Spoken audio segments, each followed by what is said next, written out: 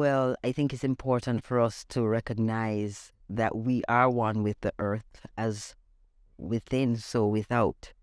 And so we should have an idea of what chaos feels like within. And we also should have an idea of what peace feels like within. I think what is important is for us to embody the peace that we're feeling within so that it can start to manifest on the outside.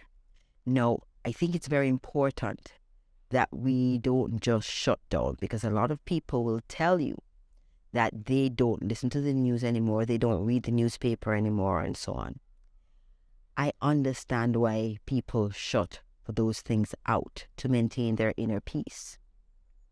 But I think it's important to allow a little bit of it in so that you can know exactly what's happening in this world that you are living in. So you are able to contextualize what is happening and then still cultivate peace within yourself, your inner self, as well as in your space. So what would you do to maintain that peace? I would say as best as possible, in spite of the chaos in the world, to cultivate in your immediate space peace. That means having friends and acquaintances that are on the peaceful side, because, we'll think that we want excitement, but sometimes some of the excitement comes with drama, and then drama, there's a thin line between drama and chaos. So look at that, assess it, and determine whether it can lead to chaos, and just distance that, right? So maintain that peace and calm within your friend circle. If you can do it within your family circle, you should also strive to do it. That's not always easy because, everybody comes with their different personality type. Everybody has their preferences. Everybody has their agendas. Everybody has their, their selfish ways that might trigger you.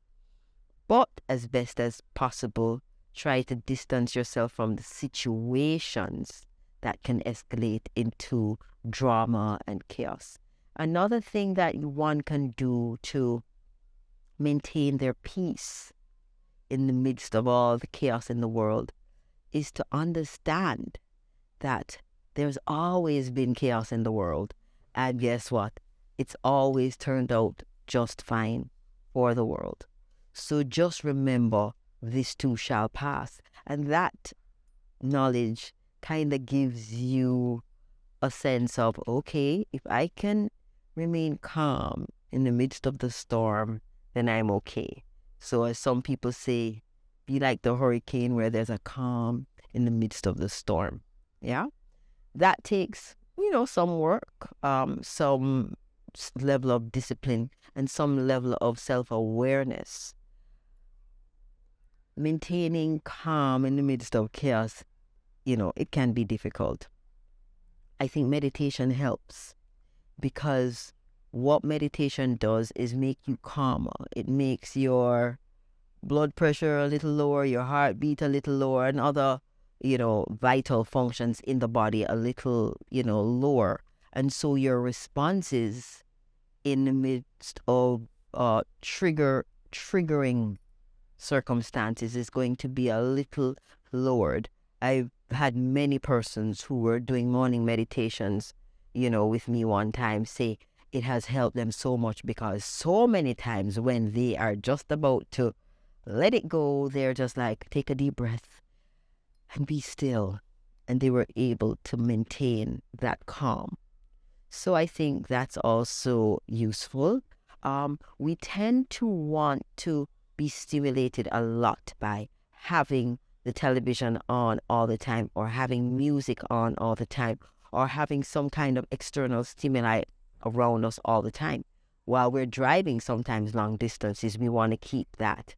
I would say or recommend that people try to keep the noise levels and the inputs at a minimum. At least give yourself an hour out of the day where there's total silence. The brain responds to silence, and your whole system responds to silence. So we should give ourselves a little bit of conscious, awake silence so that we learn to cultivate peace and we know what peace feels like. We know what peace sounds like. Yeah? And so those are the main things, But main thing is an awareness that this too shall pass and that you can create your entire world within yourself. And you can decide that that world that you create within yourself is not chaotic. It is peace.